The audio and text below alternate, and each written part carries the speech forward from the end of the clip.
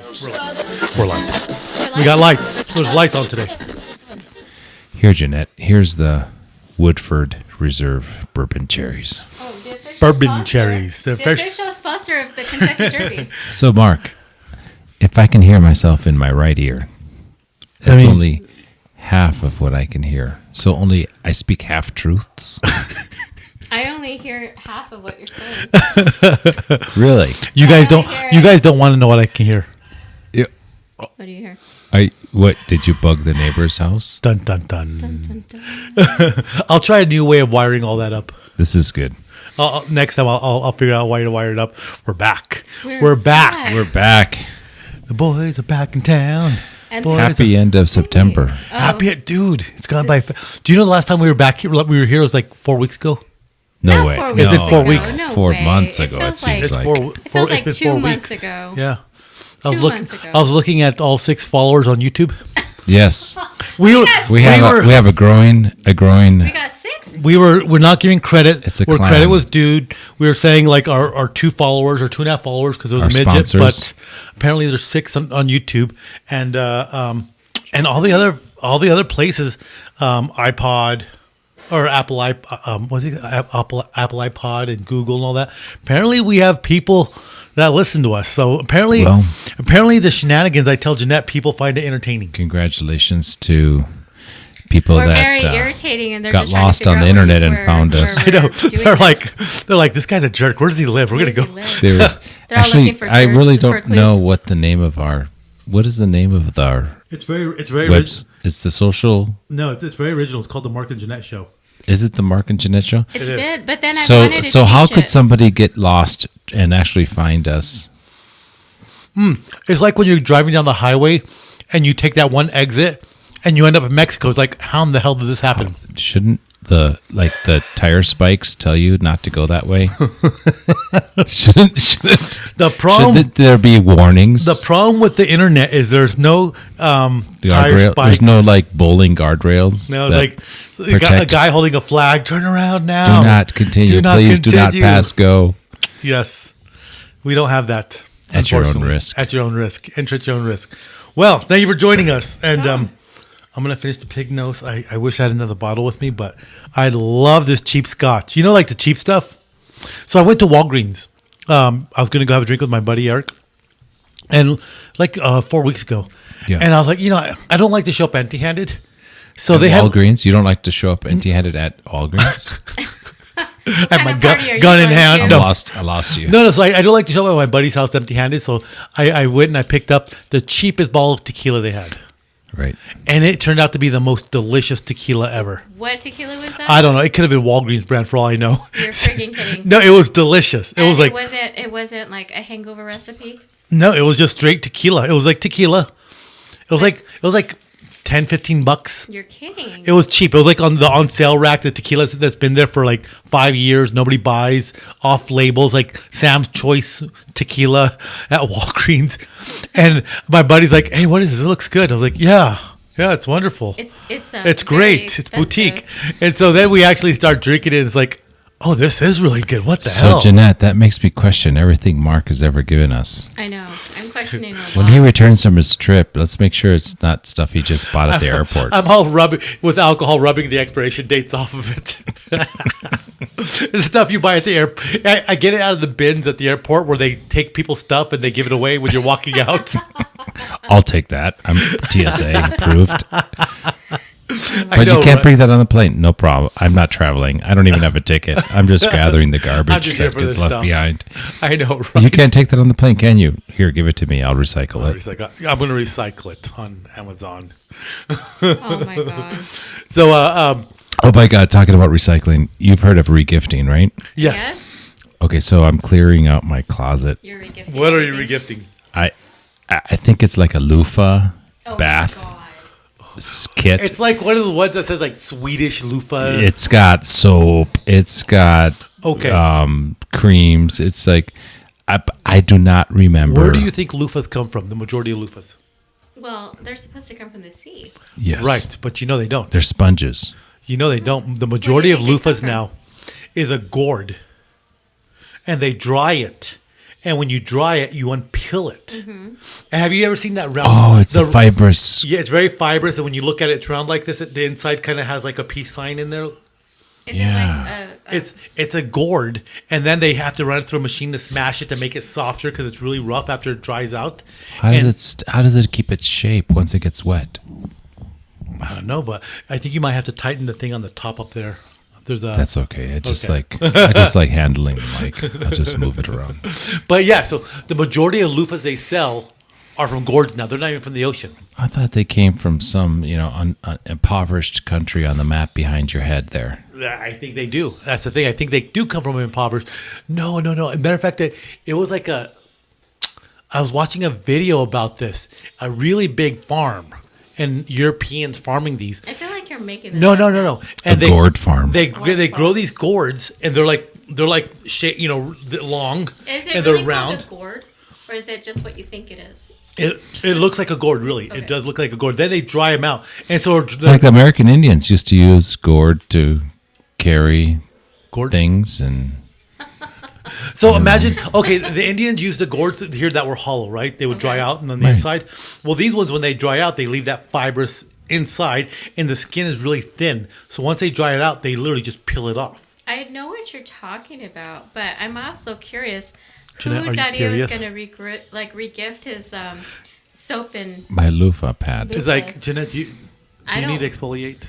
No, I'm fine. No, I think it was Hey, for men. cheers. Cheers. Cheers. Cheers. Salud. This is good. No, well, I told Dario earlier. Dario, here's the honor. No, I'm sorry. No, It's Fabio. my name. Yeah. You can't say Fabio. my name. To Fabio, bleep. I'm Fobs. Fobs. incognito. So Incognito. here's we're toasting the honor. Here's Oh the my honor. God. Under. So here's the honor. Over. Here's the getting honor, and here's the staying honor. And if you can't come in her, come on. I don't have the ability to do that, but all right. Okay, so this is a family show. This is a family show. To honor. To honor, I mean, yeah. You You guys know where that goes. God, Yeah. a lot of stuff has gone on since we've last been on here. Like what, Mark? Dude, It's usually a everything. daytime. It's usually like a Saturday, Saturday morning. a Sunday, Yeah. Saturday morning. We're having mimosas. We're barely Yeah. waking up. I'm like, huh? after church. I know, right? Angry at the world. Like, no. No, you're supposed to be at peace. I know, right? You're supposed to Oh, be all right. Ukraine's still at war. It's, They're yeah. still winning. Maybe winning. Maybe, I don't know. Who knows? Do you Yeah. know the world's supposed to end on Saturday? So, rumor. Is it really? The world's supposed to end on this Saturday. Yeah. That's Oh, you know what?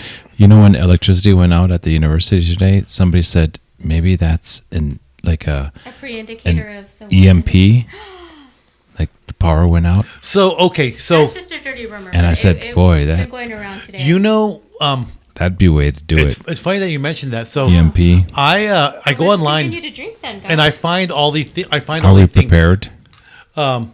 Will we hold are the not prepared world for no will the We electricity need to get or another no- six-pack. this weekend. Yeah. Well, we better go buy some more because it's going to be a long life. So it's Or a funny short that one. you say EMP though. Yeah. So like I always there was a movie where like they're talking about like having like creating an EMP and blowing somebody's computer up.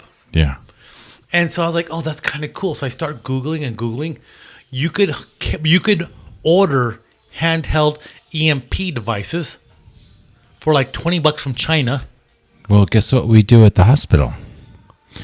When a patient passes away that has an implantable device, Do you do like a small you EMP? actually have a very strong magnet that you have to put over the chest to stop the device. device, because the device is thinking it's still to try to start the heart, right? So it's But the constantly passenger, sending but the shock? passenger, the patient has expired, Oh, shit. Really? and yet they have a pacemaker What? that doesn't know that. So how do you have to communicate to it? You put this magnet, turn it What? off. Dang. What? I'm like blown away by this. Think about it.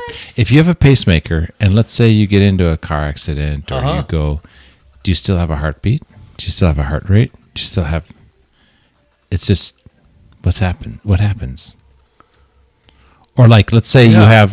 you have an iron rod because you have a fracture and you have internal reduction or external reduction or whatever, some sort of a rod, and are you buried with the metal rod? Well, in yeah, you, everything or? like the people that have like what's that Parkinson's, Yeah. and they get that little electrode where the wires go down your head to stimulate your brain, Yeah. to help you control the shakes. It would just be going off like maybe it wouldn't be going off like crazy. I don't know, like, but it's still in your body when you pass away. But let's say your heart, especially your pacemaker, would be doing that, right? Your pacemaker would be going crazy because, like, come on, let's go. Let's get this rhythm Let's back. get this rhythm back. Let's get the Rhythm Nation back on. Rhythm That's Nation. kind of interesting though. Like everybody that has a medical device. Can you imagine, like, That's why they say stay away from Dude, magnets. If Dick you Cheney. oh, Dick Cheney.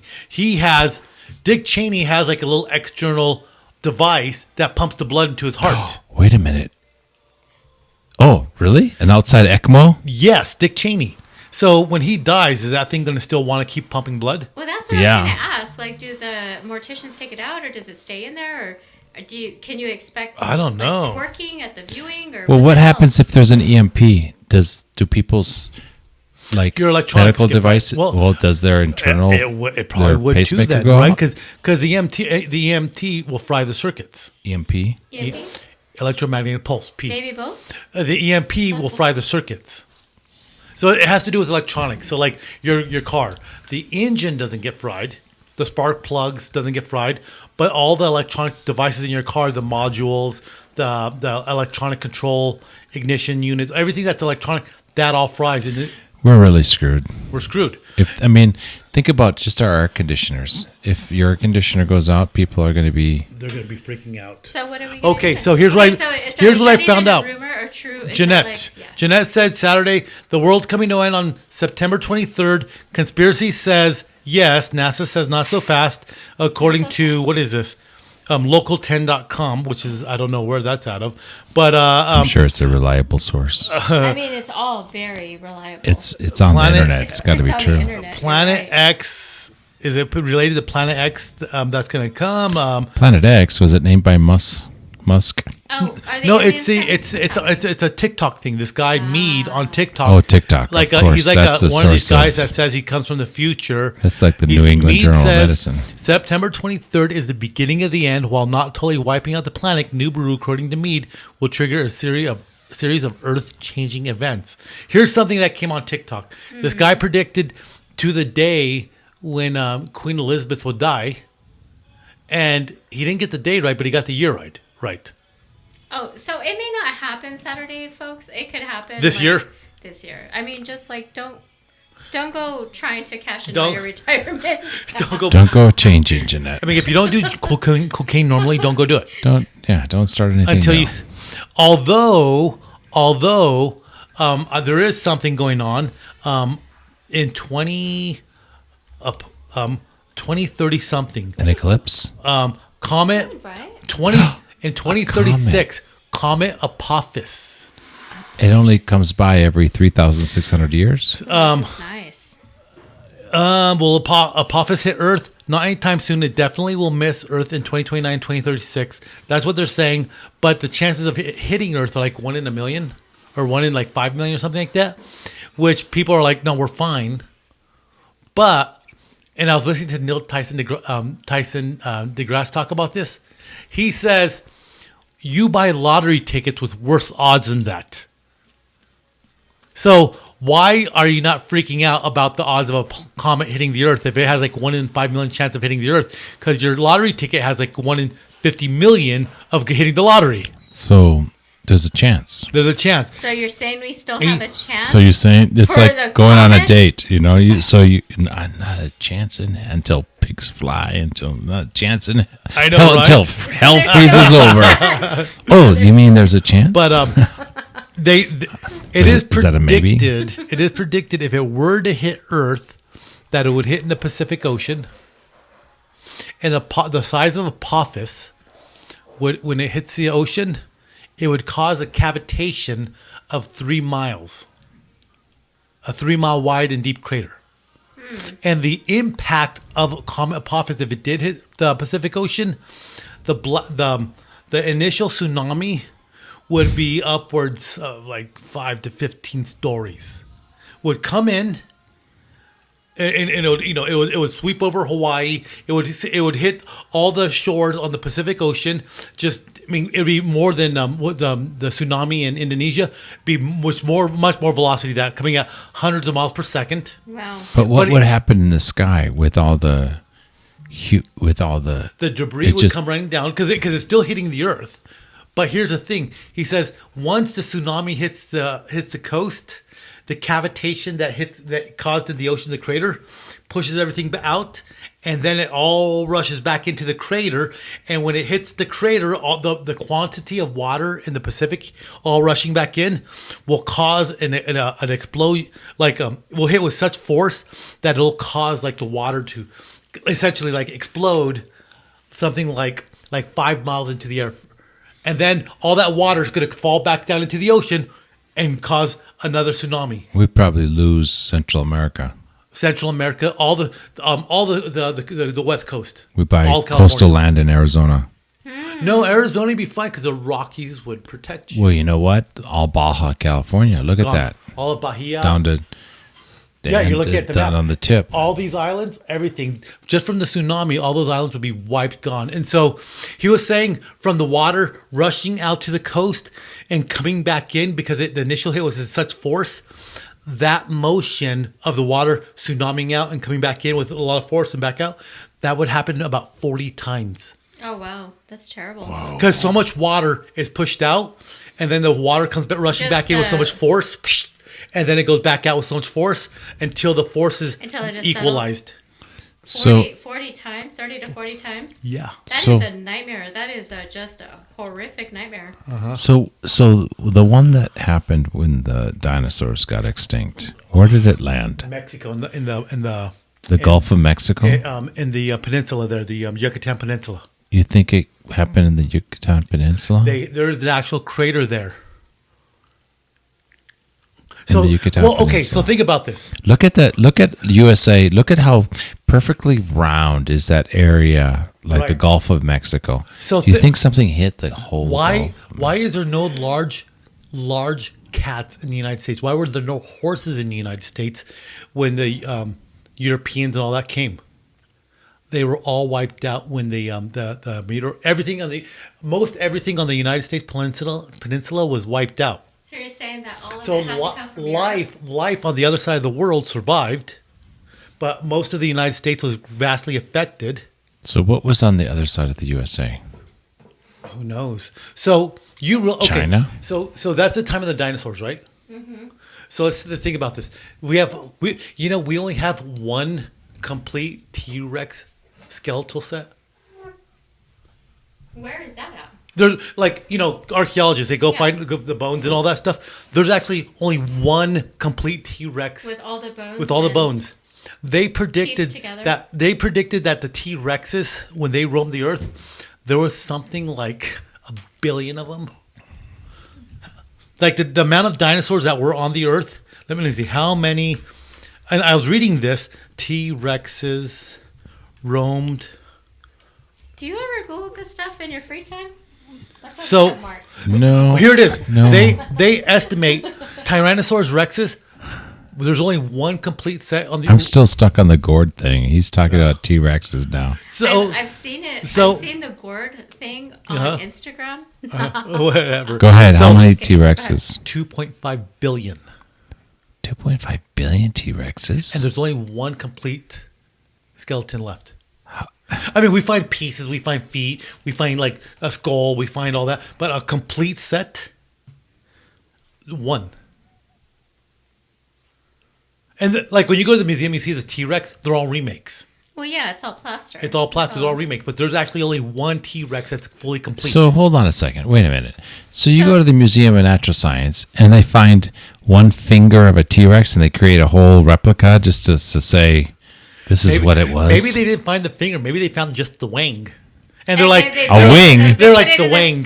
The wing? They put the wing the wing. The wing. They find the wing. They're based Mark, on the size of the wing, the wing. They deduced that the T-Rex had small arms. The wing, I think, is cartilage. I don't think it would be present. I know, they're like, let's be beating the T-Rex. We're gonna give him a big package. We're gonna give the T-Rex a big package, but we're gonna give him a little arm so he's like, ah. Yeah, so that it can't reach its wallet to pay for dinner at an estate. Two wangs then. No, can you imagine a T-Rex? This is getting out of control. This is not even possible. Like he's gonna fall off his chair. Oh, speaking of chairs, okay. So, all right, too many topics going on. So yeah, so you think about all the large animals on the earth that we find right now, or that are alive, that go back thousands of years. You know, that have what do you call that? Please don't say wang.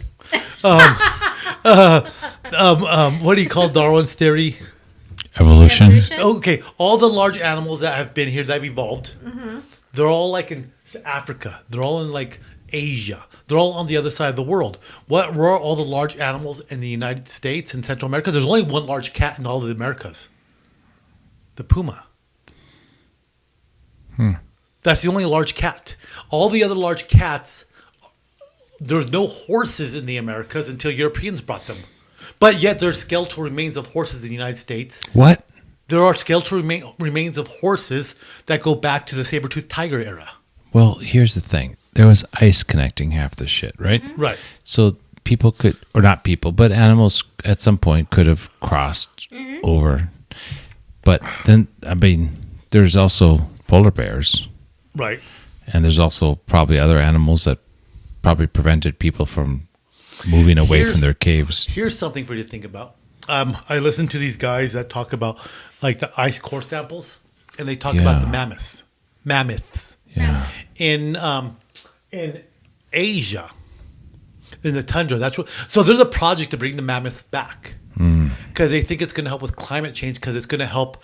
It'll help the tundra in Asia because the tundra holds a lot of methane in, and they say you need the mammoths to build a better ecology in the tundra. The mammoths are going to create as much ethane. So that's what the thing is. And there's a whole. What do you think they're going to eat? There's a whole mammoth project to bring mammoths back specifically to Asia for the tundra to prevent the tundra from these because the tundras are melting and all that. Things are coming out. Well, guess what? The viruses are coming out too, and bacteria are coming out. So there's this whole theory that if we bring some of the mammals back that helped create the tundra, it has to do with like the creating the environment for the tundra to flourish. And they determined that the mammoths were a part of that. And so there's a project to bring them back. And it's something going on right now. There's a lot of people buying into this. And they've donated a lot of money to it. Hold on, mammoth. The stuff I come across, right? I don't know. No, I don't, Mark. I don't know the stuff you come across. I don't know either. Like I'm starting to. I kind of see fuzzy cats and stuff that comes across my thread. I don't really see woolly mammoths coming across my thread. The woolly mammoth revival in 2013, Revival Restore organized the first public meeting on de-extinction to bring together scientists across the globe working to revive lost species. So they have DNA from mammoths. So here's the thing with mammoths. Here's the thing with mammoths. What's the thing? So in Asia, there's large swaths of land where there's just tons of mammoths that all died all at once. Mammoths that their legs were broken and they froze so fast that the food in their stomach didn't even digest. Oh, that's weird. So and this is not like conspiracy theories. Well, wait a minute. Their legs broke and they froze? So there's different people have different theories. Okay, so hold on a second. So if they fell, if they broke their legs, let's say they died, right?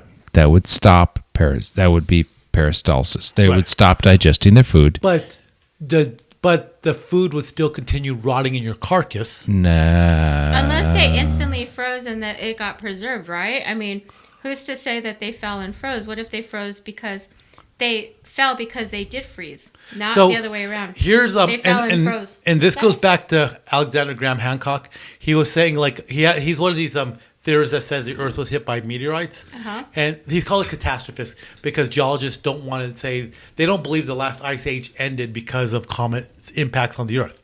But what he says is like, what if a comet did hit, or something hit the Earth with enough force that these animals, when the force hit the Earth, it caused their legs to break. They fell where they were, and because so much things were injected into the atmosphere, the Earth froze over a matter of weeks. If not, is that possible? Time. Yeah, that's because the ice core samples. He's a geologist. This guy, Alexander Hancock. I'm thinking of Graham, the other guy, but he's a geologist, and he was doing a bunch of research on the ice core samples. And the ice core samples, what the thing about them is, they're ice. They're miles of ice, right? So we get all these miles of ice, and we put them in the refrigerator, and we cut little slivers out of them, and we do spectroscopy on them to see what's in the ice. So the ice captures the atmospheric conditions at the time that the atmosphere freezes in the ice. Can they go far? Can they go that far back? Yeah, they've gone back like something like 50, 60,000 years. But why are they going over there, though? There's like mammoths or... Isn't there like mammoths that have like remains here in the United States? No. They're tar pits. I don't know. Well, let me look it up. Because you think about the woolly mammoths, they have to be where it's cold, right? Well, not only that, no. Canada. The university that I went to, there is actually a tar pit there.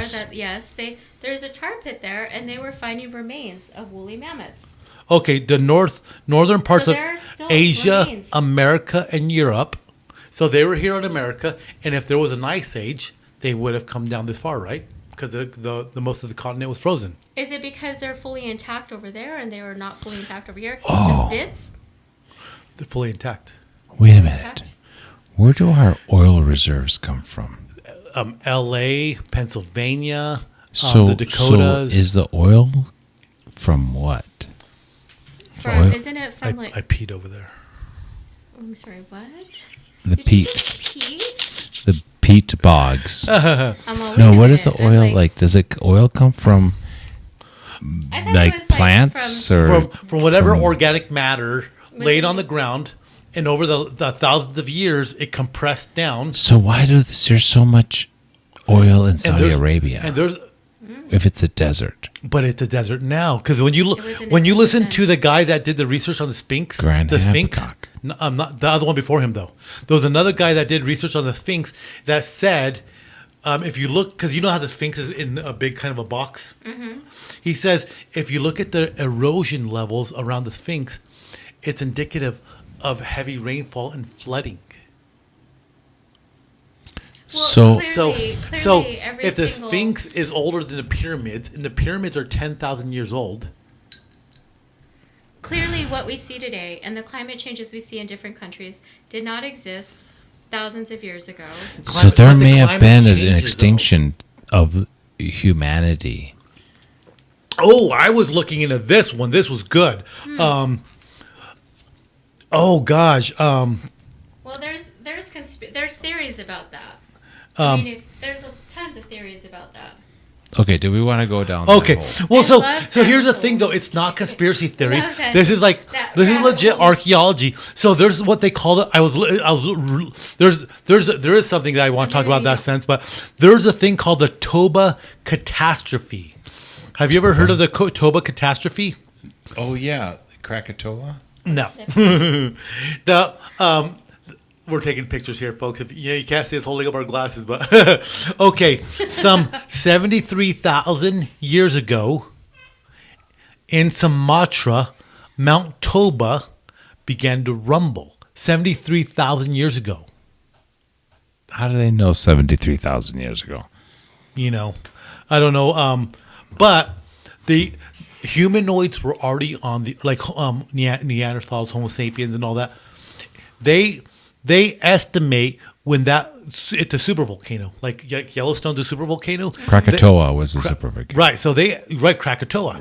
So when they estimate when Toba erupted, that humanity was wiped, like 95% of all homogeneous bipedals, but over 95% of all of that was wiped away. So So what was left was what evolved to pockets of humanity. Wow. Oh wow. So Who knows what could that's have been called wiped the out? and there's like a lot of research. There's a lot of research on this. The Earth's largest eruption in the past 28 million years and its lasting impact. So you think about, and that may be one of the reasons why Homo sapiens evolved, because something less. You don't, because what are those short Devonians? Midgets. I'm just kidding. Well, no, they're short. They're short. I really don't know what you're talking about. They're short human people called Homo Devonians, they're called, and they were from that part of the world. Where are they at now? They're gone. Neanderthals. When you say they were short, like how short? Like what are we talking about? All right, let's see. Now I'm curious. Because they lost the natural selection. They didn't get any dates because they were short. Because women only want 6 feet tall men. Denisovanians. So the Homo Denisovanians, Neanderthals, pygmies, Homo sapiens, are descendants of them. They were all on the earth at the same time at one point. Toba goes off. The majority of everything's wiped out. And for some reason, Homo sapiens are the ones that evolved and become who we are now. So imagine this, because we've talked about this, like advanced past civilizations, right? Yes. 73,000 years ago. That's like a number we can't even comprehend, right? Think about this, 73,000 years ago. I mean, we talk about like 10 years. Where did 10 years in your life go? Yeah. And you talk about the Model T. When was the first Model T made? 1916? And if 1919. 1919. So if you leave a Model T car in a cornfield, it's completely a rust bucket now. There's very little of it left. Well, that's the whole theory that advanced civilizations, we assume that we're the only one. But that's not if there was an advanced civilization then, you wouldn't find proof of it. Nothing would be left of it. Then there's a massive eruption. So whatever was 73,000 years ago, we're talking over the course of 100 years, a Model T, if you don't keep it inside a building, it's a pile of rust. So what is the oldest sign of human I got that for you. Life? Take a guess at this. 5,000 years old. Let me see if I can find this. Let me see. Because you think if there was a civilization that was so big that prior to that actually built the pyramids, don't you think there'd be some sort of sign after that? I found it. Where do you think it lies? Okay, no. This is not a conspiracy theory. Okay. This is legit archaeology, that carbon dating. Okay. Okay, so how far back do you think humanity goes? Like whether you be it just, I'm guessing 5,000 years. 5,000 years. Well, you got to go more than that because the Egyptians were there for 10,000 years already. Do you know what I mean? How do you know the Egyptians were there 10,000 years? The Egyptians kept records. Well, then there's also this thing about we know. So the hieroglyphics go back 10,000 years. They talk about the building of the pyramids, and then they don't. I don't think they do. They don't talk about the building of the pyramids. 15,000. But we know. Maybe 15,000 years. You think 15,000 years? Okay, 15,000 years. so get this. Okay, we could talk about that in a minute because you're right. The hieroglyphics don't talk about the building of the pyramids. That's the problem in archaeology. That's why we don't know. How could they forget? Right. Okay, a team of archaeologists checked it. And this is just the abstract. I've read about this. As it turns out, the rock encasing the hammer, a hammer found in a rock, was dated back more than 400 million years. What? The hammer itself turned out to turned out to be more than 500 million years old. It's called the London hammer that nobody could explain. It was a hammer found in, I think it was coal. They were coal mining. And the thing with the hammer was it wasn't found on the coal. It was found in a coal stone. And this is how small our minds are because we can't fathom. We only know what has been written. And then there's always that thing where they could have changed the dates. They could have done all kinds of, like, we really just can't fathom how old. Any of the here I have a picture of here. I can show you guys a picture. Yes, I could probably post a picture on this later on.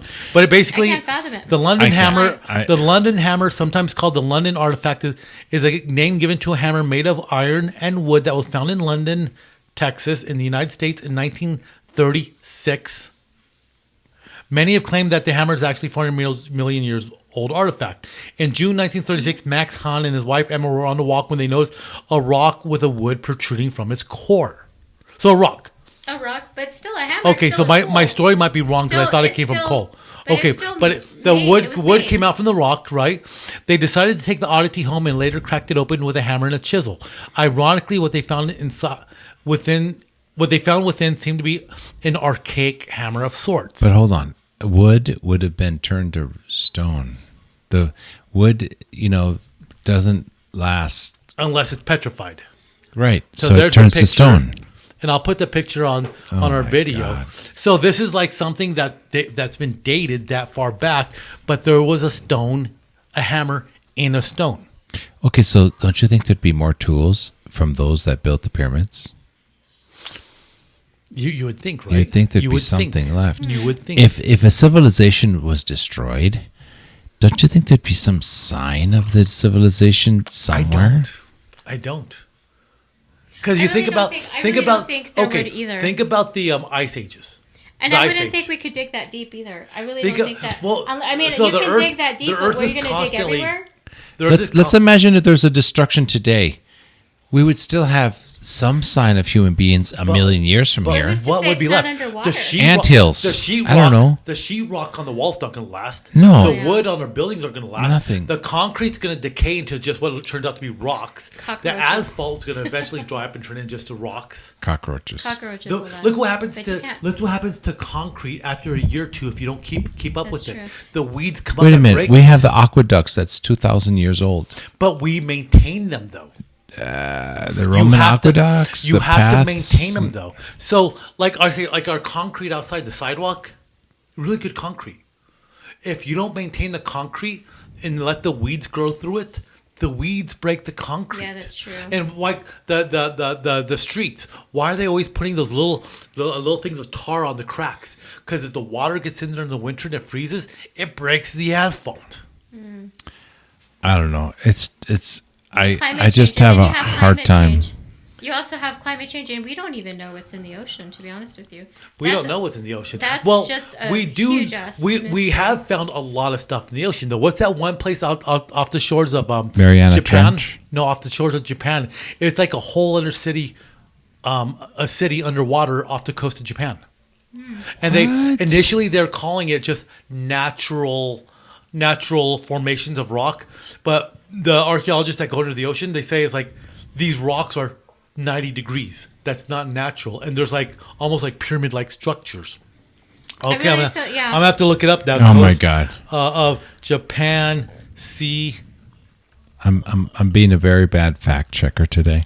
No, it's okay. We're letting this guy talk. There is I'm intrigued. The Yamaguni.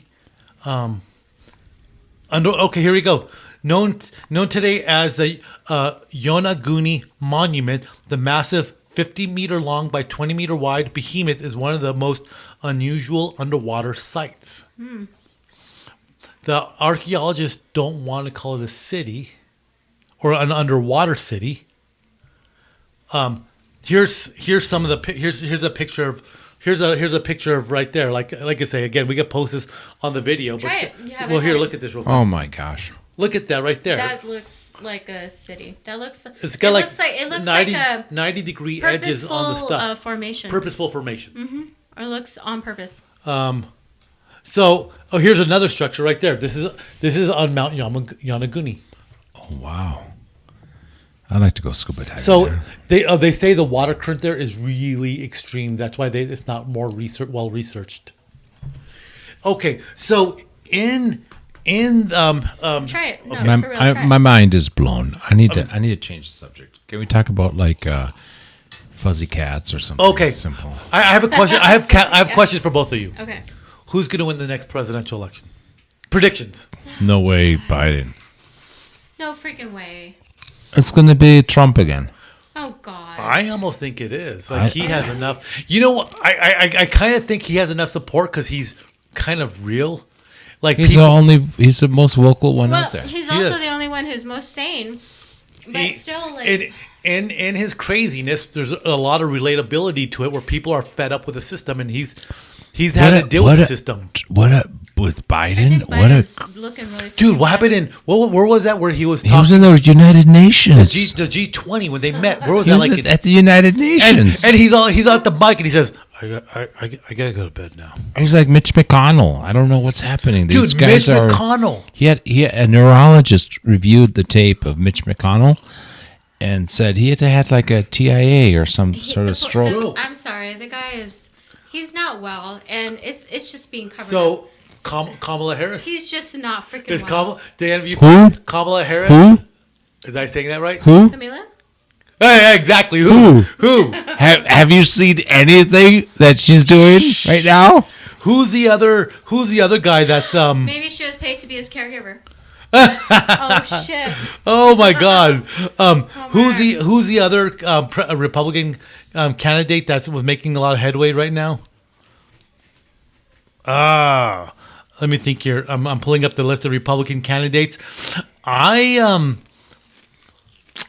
Vivek Ramaswamy. What? That won't happen. He's coming up on some good platforms though. He's saying he wants to trim up the federal government big time, get rid of the Department of Ed, get rid of some of the bureaucracy. Hey, that's a good idea. Mike Pence? No, I don't think Mike Pence has any. I don't think no. What about Rick DeSantis? Fabio, do you have anything to say on Ron DeSantis? No. Chris Christie? No. Oh, never. No. Nikki Haley, Tim Scott? What? It's going to be Trump. It's going to be Trump. It is. I don't honestly at this point like. It's the only one that I was listening to this guy this morning, and he was in Europe, and he says, "Hey, who's on Team America? You know, we're putting America first. Putting America first again. That's our politics." And like the Hungarian prime minister says, like, "Why?" And he says. And then he asked like the French prime minister, like, "Hey, it's going to be World War III. We're looking for." I saw that. Did you see that? Yeah, I saw that. And it was funny because what they said was actually really interesting. That they were saying like, "Well, over here we can't put Hungary first. We can't put France first because everybody's going to be first, and then what happens?" It's kind of an interesting idea, right? Well, there's got to be a. Okay, here's a concept. It's called servant leadership. You're the first among equals. Mm-hmm. Yeah. So you can still say America first, but you're still. It's like the Knights of the Round Table. You still had a leader. You still had King Arthur. Exactly. And you still had Sir Lancelot the champion. Yeah. And it was still a round table, right? Right. So you can still have that concept. I don't know. That was just all TikTok's shit. But it was really interesting though. Like hearing him ask these to these European people, and they're like, "We can't have like a Hungary first and all this." But that's the thing though. America isn't America built on like living the dream and being hungry, and if you're hungry for it, you'll get it. Go get it. Yeah. I mean, unfortunately, like our whole ideals is like you work hard, you do it. I hate to say it, but like if you like, sometimes you have to climb the ladder and. I believe it. It's like you're talking about. They're also talking about corporations, and when you really think about it, I mean, come on, companies. Yeah. Okay. You're talking about like doing what it takes to be on top. So I want to keep on this whole thing about politics and just asking random questions. Yeah. Who's going to be president? Trump is probably the front runner. What's going on with immigration? Don't hear about it anymore. Kamala Harris is supposed to fix that. She's the border czar. She was supposed to fix all that. Did she come down once or twice? Did you hear about New York? The people going, they went off on OAC. Oh, what's her name? AOC. Alexander, oh yeah. Where she's like talking about how we're going to save. Is she out from Minnesota? Huh? AOC. She's in New York. Casio. Yeah. And she was at something in New York. And she's telling people how we're going to help all these immigrants coming in. They're all going to be coming in. And people there were like, no more, close the border. New York was like one of the biggest sanctuary cities. But now that Texas and all these people are sending immigrants to New York. Ask San Francisco what happened with sanctuary cities. Who are you going to ask in San Francisco? And they went soft on drugs. There was another sanctuary city that they were like, I was reading an article, and I want to say it was something like Philadelphia or something like that. And they were like, no, don't send immigrants here. We can't afford it. And that's part of the problem in New York is like they can't afford it anymore. They're charging $5,000 a week on hotels for immigrants and all that stuff. People are getting like sick of it. And the government's just trying to bring in more and more people. And look, I'm not saying like we shouldn't help people and all that, but Biden's open door policy has been disastrous. You know? I don't know. Nothing will get fixed. I just want to know how am I going to be prepared when the EMP strikes. I mean, on Saturday. I mean, on Saturday. No, the end of the world on Saturday. Oh, yeah. Thank you, TikTok, for giving us the heads up. I appreciate it. And this TikTok is my source of information. So, thank you. Speaking of conspiracy theories. There's a ton. And I love conspiracy theories. This is not a conspiracy theory. Fobs, have you heard of the C40? My mind is blown. Have you ever heard of the C40 cities? C40 cities? The C40 agenda? Is this a conspiracy theory? Or the 40C agenda? Wait, is this a conspiracy theory? No, it's not. Are you freaking... Okay, so please tell us. Okay, do you guys... What is a 40C? 40C, okay. Fabio hasn't heard about it. Okay, do you remember agenda... Do you remember agenda... Let me see here. Oops, sorry. If I can operate a... what do you call this thing? A laptop. Did you get a new laptop? This is my... No, for fact checking? I brought it from... I brought it from work because I needed a laptop. Do you remember Agenda 21? Do you guys? This is like during Obama. This is like during Obama era. This is like what? Oh, wait a minute. Agenda 21. Do you know I vaguely remember a sustainable development platform by the United Nations. What tell us that? Tell us, Mark.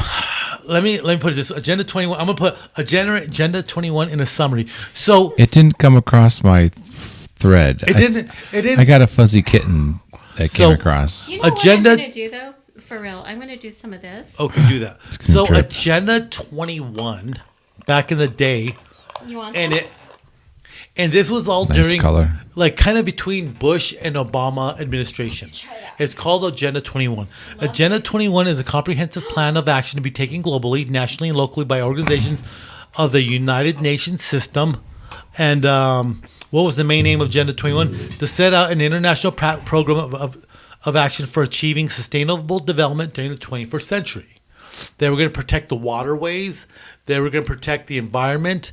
But there was a lot of pushback on it from these were supposed to be implemented nationally by governments saying like, yes, we're going to limit how many people are driving on the road. Yes, we're going to limit where you can build houses out. Yes, we're going to do this for the protection of the environment. But it was all kind of on the idea of limiting your liberties of where you can go, when you can go. You would live in mega cities.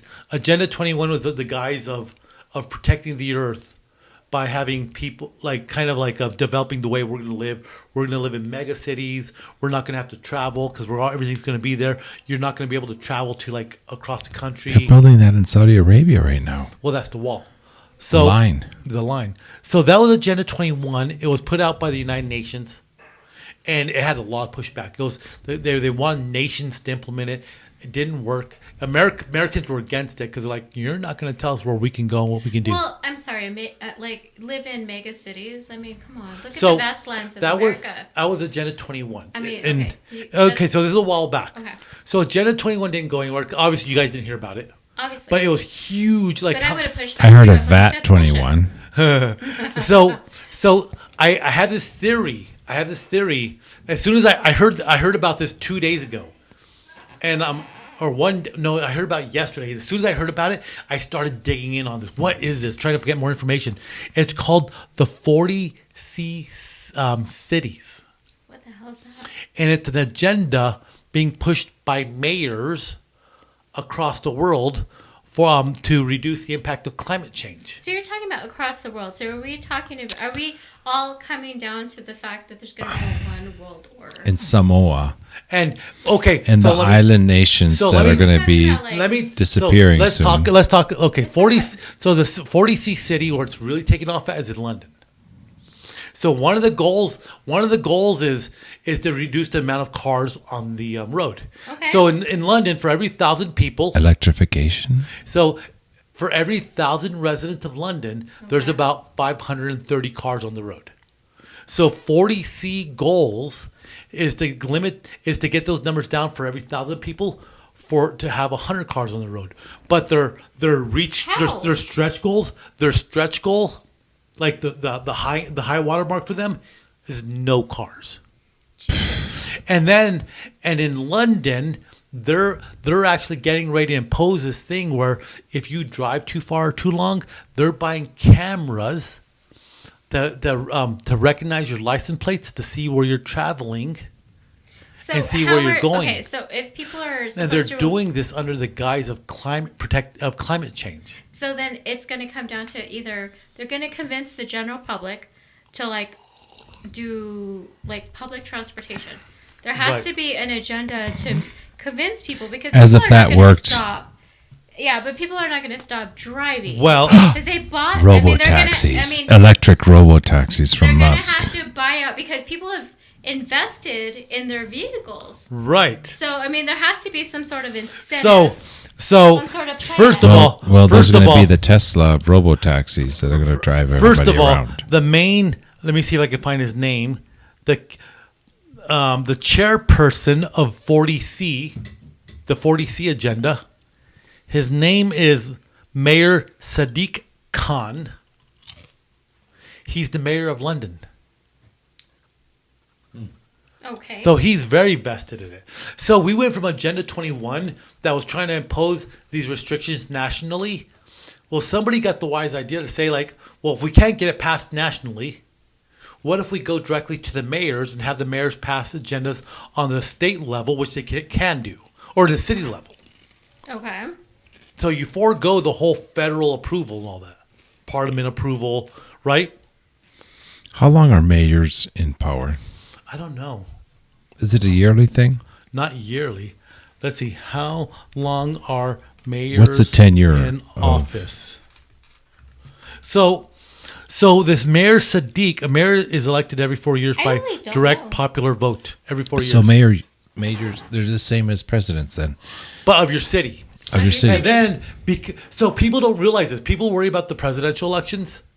Clearly, where you make the most impact on your daily life is when you vote for your mayor. Yeah, honestly, you really when do. you vote for your state reps. I have not. I'm not going to lie. But that's Ken?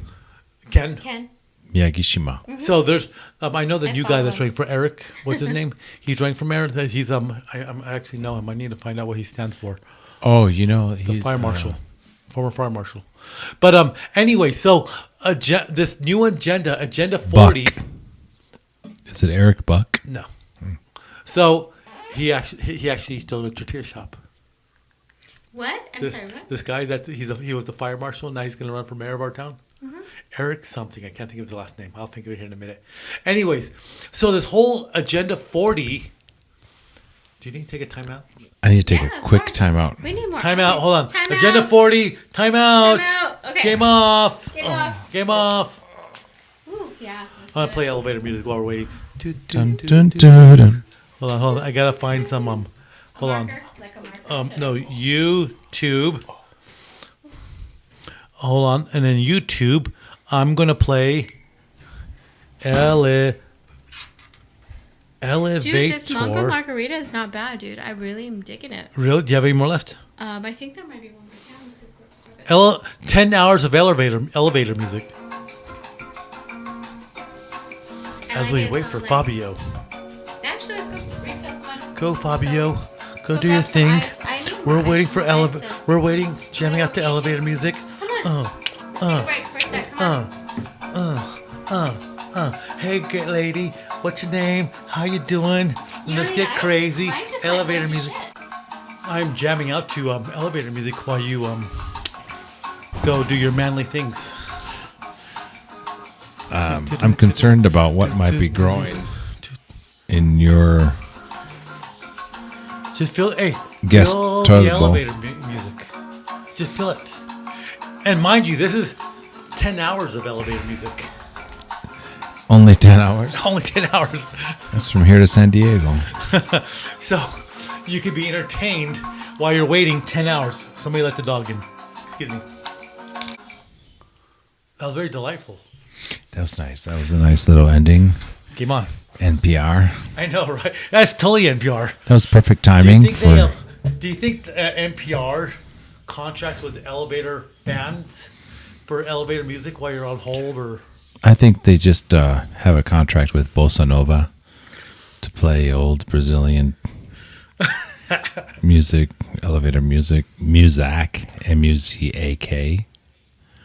What do you think of that whole Agenda 40C thing? Yeah, I don't know.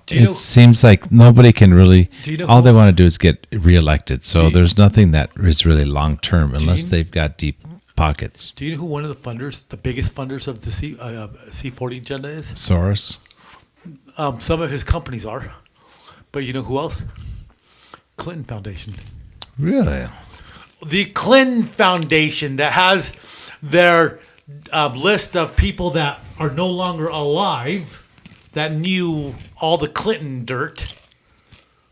They're funding the C40, the 40C. How come you haven't heard from Mrs. Clinton to try to run for election again? Maybe she's staying low because people are just crapping on her so much after the last election. After Benghazi, what did she say? We came, we saw, we conquered. After we, what's his name? Gaddafi was arrested, beat up, really raped and murdered. We did that. And she did it, and she bragged about it. And after the whole Libya thing went down, the Marines died in Libya defending the embassy that they wouldn't go and save them. Yeah. Yeah. It's a mess. All this is a mess. What can we do? Well, this 40C thing is getting speed, and guess the cities: L.A., San Francisco, Philadelphia, and New York. There's 100 cities worldwide subscribed to 40C, and those ones in the United States are. Wow. Well, so here, okay, you want to know what gets me about climate change? Like the Green Deal or whatever, like the Paris Accords and all this. Look I'm all for saving the environment. Yeah. I am. I really am. And I understand. You guys something more? Thank you. I understand that the climate, our Earth, is super important. And but I also understand there are certain Earth cycles that exist that we have no control over, but we may be having an impact on it. But however, nobody's saying look at China that is just dumping tons of pollution into the Earth, and while the United States is one of the leaders and is one of the cleanest countries out there, we really are. But amongst all that stuff going on with climate change and all that, everybody's talking about, okay, let's go all electricity. Let's go to the wind farms. Let's go to the solar cells. Let's make more electricity with our coal plants and our natural gas plants. And let's energize our electrical system, which still is at threat from EMPs and whatever cataclysm, a sun blast thing. Yeah, it's all at risk of that because it's antiquated. All this goes shit in a handbasket, or what's the saying? Hell in a handbasket. If you have a global nuclear war, like a Carrington event. You know what the Carrington event was?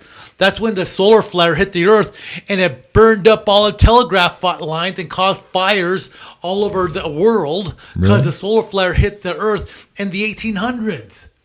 Okay, so and the only thing that was going on was telegraph, and the first person accounts of the Carrington event were from the telegraph guys that were sending out messages. They were getting electrocuted on these little deep things because the Carrington event electrified the atmosphere so much, electrified the wires that they were actually getting shocked while they're talking about how EMTs, like maybe the idea for EMPs, Jeanette. Damn it.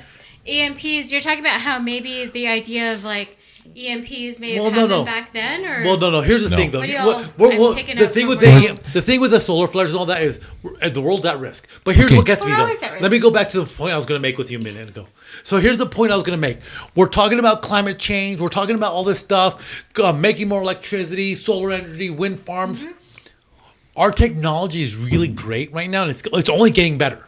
Technology, but where is the people developing the new technology? Why are we still relying on fossil fuels? Okay, so that's where I get you, and I'm going your way. This is where I'm thinking, what about solar?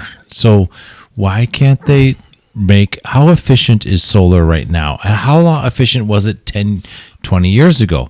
Are we gaining efficiency with solar? Because that is free. But solar panels still degrade over time. They have to be replaced. They have to be upkept and all that. So where's the technology for that? But here's the thing, though. Who is researching the new technology? Like, you look at Star Trek. Captain, I'm giving her all she's got. You have Scotty and the reactors, right? I'm a doctor, not I'm a doctor. I'm not a physical therapist, Jim.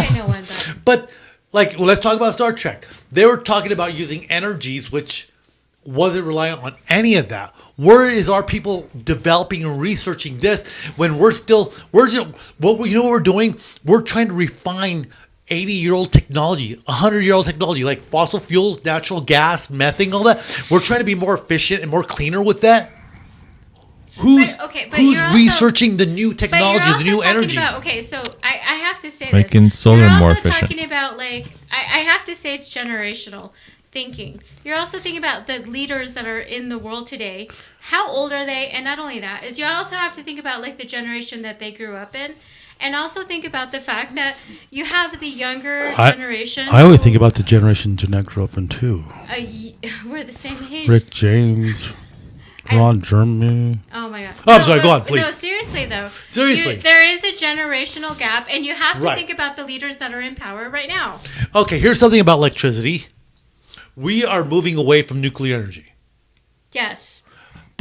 I think it can only get better within time. But yet, with nuclear energy, they actually can create light water nuclear plants that create a fraction of the nuclear waste, and the majority of the byproduct is oxygen and hydrogen.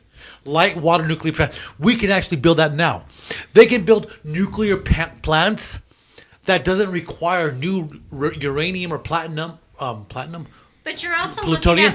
Looking at they could build nuclear plants that runs off of the previous waste of the old nuclear plants. You could do that, but you're also looking at the people who own these companies who rely on political power to keep them in business. It's politics. It is politics. And again, who's working on the Star Trek hyperdrive that gives them tons of energy, which is an energy that doesn't exist yet? Sandia Labs. I think at some Labs, yep. Yeah, probably, right? I think that within time, give it 30 years, all these people are going to be dead, and then you have a new generation. But they passed the torch, though. They passed the torch. But the people who pass the torch to their younger, they have to keep up with the times. No, they don't. You have to keep. No, they don't. That's what it means to pass the torch. When you pass the torch, I'm hopeful. When this CEO passes the torch to the next CEO, and he's saying how can I make my company more profitable? But in 30 years, you have to have someone who's gonna be a forward thinker. You have to have people who are going to help. I'm sure there is. But it's the younger people. It's not even our people. It's and not even our generation. I don't even think it's the government officials now. It's not the people in government now. Hell no. They're from the 60s and 70s. Oh, there's no way. The Joe Bidens and the Mitch McConnells and all of them. You're not going to see change right now in the next couple of years. No. I mean, give it 20, 30 years. But saving our Earth right now is so dependent on this modern or on this 100-year-old technology. Wind is not new. They had windmills to turn little stones to crush the grain into flour 50 years ago, right? I mean, oil has been around for 150 years. I mean, they were getting oil from whales 200 years ago, right? I mean, And now they found new mineral deposits for electric batteries in an old batteries volcano in Utah. Batteries is 100-year-old technology. Solar. Solar is probably the newest one, right? No, I mean solar is the cheapest, probably. Probably the cheapest if we can get more efficient, right? We got. You know how many? So why can't we just like cover Utah or Wyoming or whatever? You know, it's just there's just so much open land. You can't get the electricity Mexico. sent to another place. You can. It's too expensive. Does it degrade? The only problem with the solar energy is the batteries to store it so you have power overnight and all that stuff. But who knows, right? Maybe I'm thinking I'm archaic the way I think. It's but not going to happen in our generation. What I'm saying though is, where's the next generation technology? The tides. Like, okay, think Tides about horses. go up and down. Why can't they energize that? Think about horses. They do. Waves. They do. Waves come in and out. Energize that. They already do that, though. That's already there. Anger. Okay, think about horses. Should have patented How that. long has horses been a major industry in the United States, in the world? Horses? Horses. Mode of transportation, in the military, the move stuff for agriculture. I really don't know if that's going to be the case. No. Horses. How Yeah, I long know. was horses in industry? 100 years? As long as there's been humanity, 50,000 years? No. I'm not sure where you're 20,000. going with No. that. Okay, so go I mean, ahead. the Egyptians were using horses to pull Yes. their chariots and all that. Yeah. So 10, 20,000 years Are ago, you maybe. saying that we need to go backwards? No, in I'm not saying go technology? backwards. I don't think the That's what I'm Egyptians like- go that far. The Egyptians go back at least 20,000 years. No, I don't think they go back that far, Mark. We're going to look this up. Here's the goal, Dario. Jesus was 2,000. Yeah. There wasn't 20,000. Cleopatra is closer to us than she was to the pyramids. That's what I'm saying. So the Egyptians with the chariots and all that other stuff was less than 5,000 years, Mark. Estimated age of Chariots in Egypt. Egyptian There was a really good documentary Pharaohs. on Egyptian civilization, maybe. Cleopatra on Netflix. It was- Okay. Estimated age of the Egyptian civilization. Interesting. Ooh. Watch the Netflix document. Oh. Queens of Africa. I'm just saying, sponsor us. Okay, let's see here. There's a lot of See, Mark's first find was not supportive of his argument. Therefore, know, he's and looking No, to the I'm- next I'm- one. He stopped no. There's and like he so shut up. much on it. Oh, no. He shut up. Okay, so the top one here says ancient Egypt was a preemptive civilization in the Mediterranean world for almost 30 centuries. A century is 100 years, Yes, it is. So that's like 30,000 years. no. You said a century is It's 100 years. So 100 times 30, that's 3,000. yes. Okay. It was Okay, unified so around big. it was unified around 3000 BC. But then Egyptologists believe the Sphinx to be around 4,500 years. We have described Egypt as a 7,000-year-old civilization.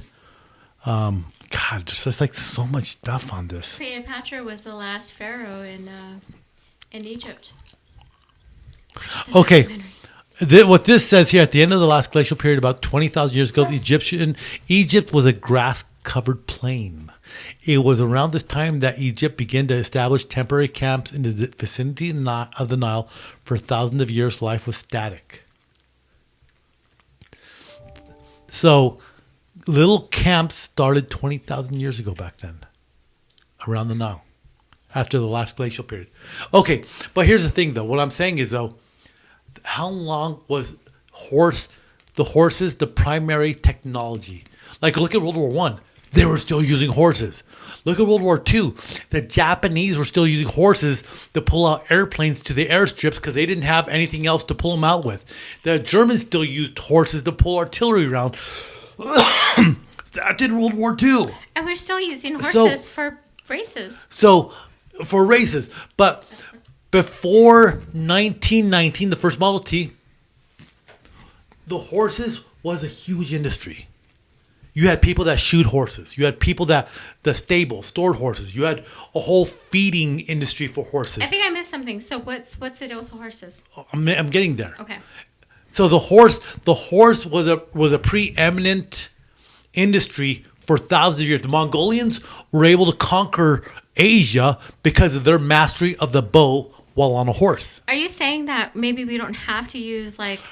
Well, hold on. Fossil fuel. Hold on. We don't have to pollute the planet if we can use horses. And then in 1919, the Model T became the first like industrialized model factory-made car, and within the next 10 to 20 years, it took over.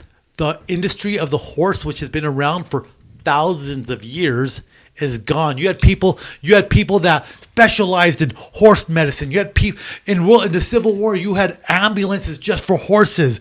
You had people that made saddles and leathery for horses and all that. Like, you're talking multiple industries over the course of 10 to 20 years disappeared. I feel like history is repeating itself. So where's our next industry for energy going to come from that's going to implement in 10 to 20 years and wipe out natural gas? That's what I'm saying. That's why I think it has to happen. It has to be a revolution that we're going to say, like, we no longer need natural gas because this new energy we're creating, whether it's from some sort of quark, some sort of quantum physics or something, is going to create so much energy that we're going to be able to put up a hyperdrive. It's going to be solar. I don't think solar it is. I think it is too. I think it is going to be solar. I don't think so, because you think we about have so much We're space. talking about okay, horses. What about space exploration? To get a rocket into space, you cannot generate enough thrust from an engine from solar. But because we haven't really fully put ourselves in there. How are you going to harness that? You're talking about okay. First off, you're talking about harnessing horsepower through all these centuries, and you're talking about like maybe if you're lucky. 1,500 years of technology, not even, that's even like far-fetched. That's overstretching. Maybe, what are we talking about since the automobiles have been like 1919. 100. I mean, 100, by the time World War II rolled around, which was 1940, what do you think it was? So, 42 or something for us? When you're looking at a timeline. We were fully mechanized. So when you're talking about a timeline, you're talking about just a small minute time of the Industrial Revolution where we've been using fossil fuel and gas. Mm-hmm. Okay, so we're still here, but we are exploring electric power. You're exploring other options, and that's just like 100 years. 100 years. What's the problem with electric cars? It just hasn't been done yet because 100 years is nothing. Range. And why is range a problem? Why is range the problem? Because you still need to refuel. Within 250 miles. The weight of the batteries. But you're only talking about 100 years of people actually looking into this. But you're talking about centuries. Electric cars have been in only 5 years. I know that, but I don't think you're talking about centuries of horses. Maybe solar power may be a component of it. But I don't think solar power is going to be the energy. Is going to be the solution. What do you think it is? I think it's going to be something that we have not discovered yet. Teleporting. You know, like lightsabers, the cyber crystals. You need a cyber crystal to create a lightsaber. There's something in physics that we have not gotten to or discovered yet. Next level. But I think that it's not bad considering. Okay, so yes, we've gone like 100 and some years fossil fuel. Right. But that's actually not a long time when you think about it. In this big scope, it isn't long. It isn't long. It isn't long. My first electric car only had 250 miles. Now they've got 350 miles. But here's the thing, though. How long did it take automotive industry to wipe out the horse industry? 10 to 20 years. I mean, short time. Yeah. Short time. Electric cars have been around for.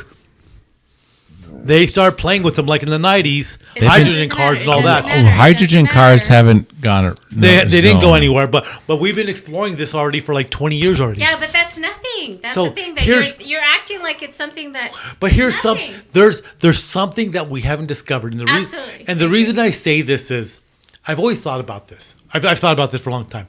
What's the universal constant? Energy. Taxes. No, universal, bigger, universal. Einstein. Think of Einstein. Universal concept or law. Energy cannot be created or can't destroyed. be. Yeah.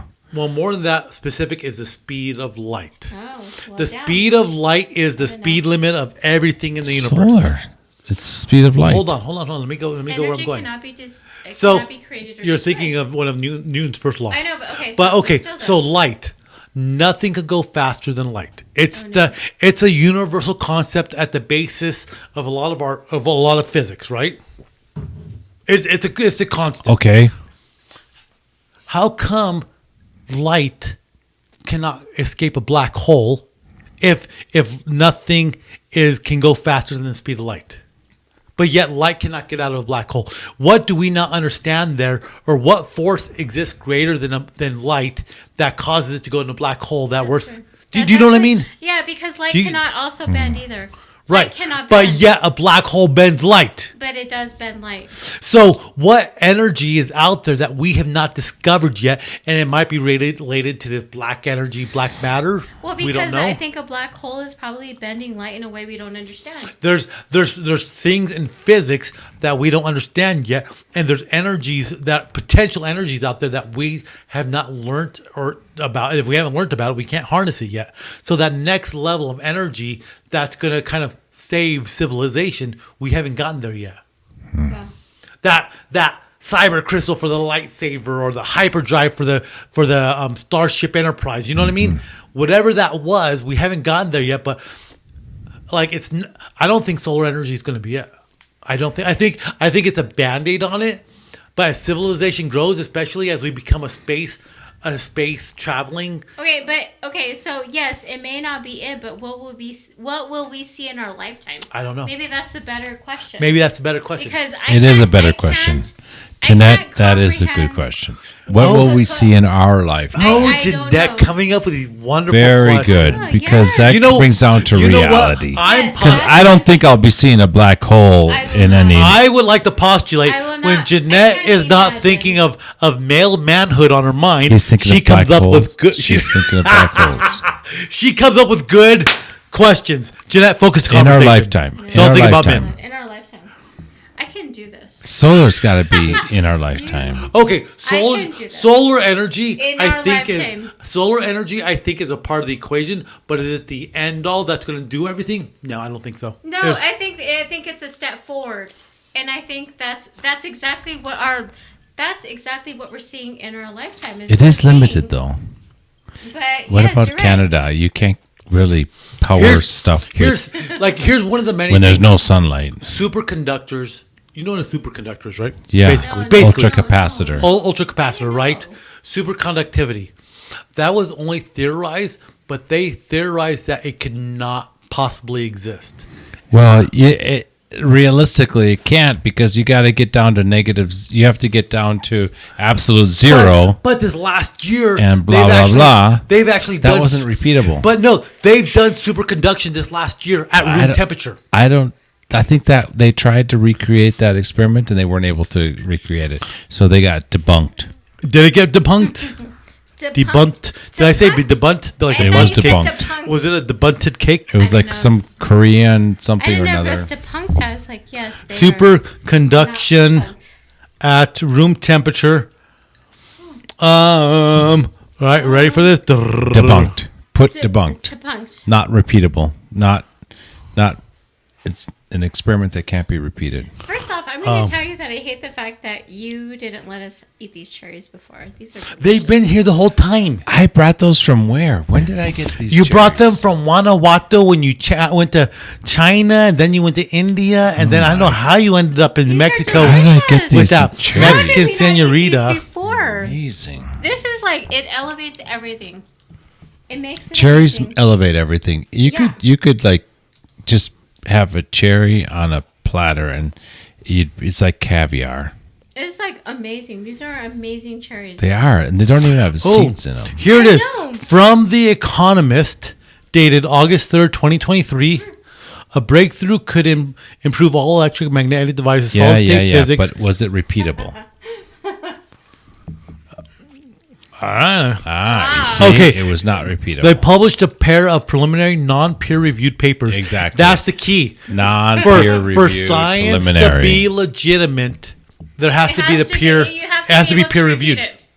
You have to be able to repeat it. And then when they tried to do that, they realized we couldn't repeat the experiment. No, hold on. I'm going to type Debunked. it. Was it repeatable? Okay, let me go through my little green notebook here. Do you have I have some here. Okay. Here. Let me go through my little notebook, Dario. No, it's not Fabio. that. No, Fabio. Fobs. Sorry, I have to remain. Where's my glasses at? God, dude, I find myself saying that more and more. Where are my glasses at? Oh Are my you God. serious? Yeah. But those are blue balkers. Blue ballers? Did you say my glasses are blue ballers? Yeah, they're blue. How dare you, woman? I am not wearing blue ballers. Okay, okay, things that have happened since we last spoke last time. The Loch Ness Monster. There was Christ. more, There was a search for the Loch Ness. the largest search in 100 years, in 50 years happened. But what did they find? Debunked. Nothing. They found Well, nothing. we drank since then, so Okay. I think we all forgot. I did talk to you about a movie called The Road, about a man when a space disaster happened, and I told you I couldn't find the name of it. It was called The Road, and where he's trying to save his son because there was a solar anomaly that caused civilization on Earth to crash, and people there's no electricity, no nothing. It was a sad movie. And do you remember it? I feel so bad. And because- people actually start eating people. It There was was sad. there was a lady and a kid running in a field, and guys were chasing her because they were going to eat her. I hate the fact that you keep bringing like being a cannibal. But you know the actor in that? At the end, I know Mark was at the end, but who's the actor? I Very- feel like the actor. There was something about. Somebody like Liam Nielsen or something like that. He was a good actor. Okay, things that happened since the last time we were on. Burning Man. They had a shelter in place at Burning Man. I know, dude. God, Because I it cannot rained. believe. I'm sorry. I love hearing the stories for it. It's kind of bullshit. It's inexpensive way to have a terrible time. Okay, since the last time we spoke, one thing I was researching really deep on. Okay. I mean, balls deep. This is really interested in me. It's called the third man syndrome. Oh, please describe. Have you heard of that? When you dream, No, it's in real life. So this tends to happen with mountain climbers. More with mountain climbers. When they're in a life or death situation and they're trying to reach civilization to survive, a bunch of people, whether it's on the Himalayas, whether it's when they're in bad situations, but in the mountains, there's people that say there was a person with them. There was a person with them Yes. telling them, hey, keep on going. You can do it. You're going to make it. Somebody was motivating them. And they say when I think it's a different dimension. Oh, I don't so know, that but it's person called did- it's Ooh, called that the was third man syndrome, and this has been documented for a long time. Careful, Fabio. That's really Fabs. cool. So this is a thing. That one attracted other eyes. This is It sunk the Titanic. This is a documented your ice and your drink. So you're thing. talking about they just hallucinated a motivator? Essentially, that's what you could say. They hallucinate a motivator. But this person called. You have to go more to your right. That's too far. But it's too far. I can't make it. I can't make it. It's too far. So I need to drink it. You need your third man to motivate you. You know, I love this. But I love people this thing. people have gone so far to call this person Next God, level. giving them the motivation to say, if you keep going, you'll make it. And it happens in these situations, life or death situations, where people have to cross deserts, mountains, and all I that. believe it. I believe But it it's too. called the third man syndrome or the third man factor. I And- thought it was super interesting. And there's But how did a- you hear of this though? I like it. I don't But know. Don't get me wrong. I don't know where I, really found it. like it. You know what? Well, Next, he heard about the 12th man in A&M. and then I divided by 4. And You son of a I bitch. didn't have enough for 12, so I just went with 3. I know. Oh my God! We're on a budget, Speaking of which, Ooh. who's our sponsor tonight? Oh wait. I Who like is it? this. Did you guys like this though? I liked it. That was very Cutwater delicious. Mango I'm finishing off my Margarita. pig nose scotch. Honestly, So this is really Mark's good. sponsor is Pig Nose Scotch. Thank you very much. And I really like Jeanette? Cutwater Mango Margarita, but it wouldn't be as delicious if we didn't have those delicious cherries. Go more. There we go. The bourbon cherries, the cherries Is of that champions. Woodford. Oh God, that's such a good picture on there. Woodford Reserve. Woodford Reserve whiskey is delicious. We is the official sponsor of the Kentucky Derby. Okay, really, so we preempt this message with an appreciation to our sponsors. Thank you. If you want to sponsor us, we have at least 6 viewers on YouTube, and maybe surprisingly, we've gotten up to like 50 some odd downloads on all the other platforms. Yeah. We found our people. Goodness, they must have done that. Dude, who in God's green earth wants to listen to us? What mistake have they gone through? I mean, they're in some back alley in the pits of life they that must they have decided been searching for something like the Mark and Jeanette Show, and then by mistake found this, and then realized they were tired of listening to Joe Rogan, so they're like, what is like the fifth string for Joe Rogan? Like the sixth string? Oh, no. This is far beyond that, friend. We're at the bottom. We're like the Water Boys. We're like Joe Rogan's Water Boys. We're like 300 option of like garage podcasts, but yet oddly entertaining, but yet like... Okay. Thank you. We found our people. Another thing that since our last looked up, because this is the last time I'm gonna use this notebook because I just can't write in something this small. Oh, it's a good notebook, Mark. It is a good You know what? I use this size notebook for the gym where I write my gym workouts. But in terms of writing notes, detailed notes, I want something a little bit bigger. Okay, so your August, your phone works. Shut your horse mouth. But seriously, your phone works. I talk to Siri all the fucking time. Shut that kielbasa eating horse mouth. Okay, everybody, Jeanette's the most wonderful person I know. Thank you. But she's got thick skin. Okay, so August 23rd, CNN reported Hong Kong Seng Index, that's the stock exchange index in Hong Kong. Okay. They slid into a bear market and they fell 20%. What do you mean they slid into? Oh, okay, wait. A bear market. Think of bear hibernating. Oh, I thought I was like. So like when they think of like slow stock market. exchange, think of like a bear hibernates and a bull's raging. So they talk about bull market and bear market. So things are cooling off. And so check this out. Several major banks forecasted economic growth dropping at least 5%. Unemployment is so bad in China that the Chinese stopped reporting it. And not only that, 2 days ago I read that China is starting to ban sales of iPhones because they want to control your phone. Yeah, you know I what? heard that. So you sent that to iPhone. us. You sent that to us. Apple is going to move all their starting to move manufacturing to India. Uh-huh. So all the iPhone manufacturing in China is going to start going down. But Country Garden, one of the largest developers, missed their second interest payment in China. One of the largest developers in China, they missed their second interest payment. You know, I had a professor. Why do you say that? Wait. How is this like? And they missed these interest payments on 2 U.S. bonds that they took loans on to pay for growth.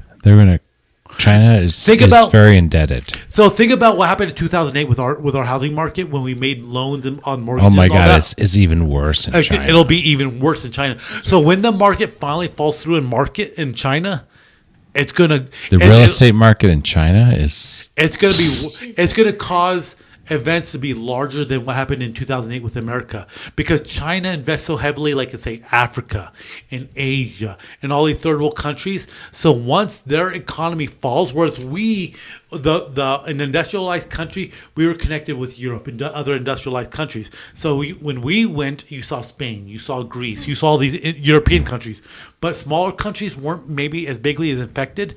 But think about China that invests heavily in third world countries all over the world. And then they invest in developed countries like us. So we have what people don't understand, and this is something that you all should explain. Honestly, like when that happens and it affects the Chinese people, like what does it do to them? Because we all know that. Like there's honestly, a like precedence for this. Think about Jeanette. People starving. Think of what happened with Russia, crashed.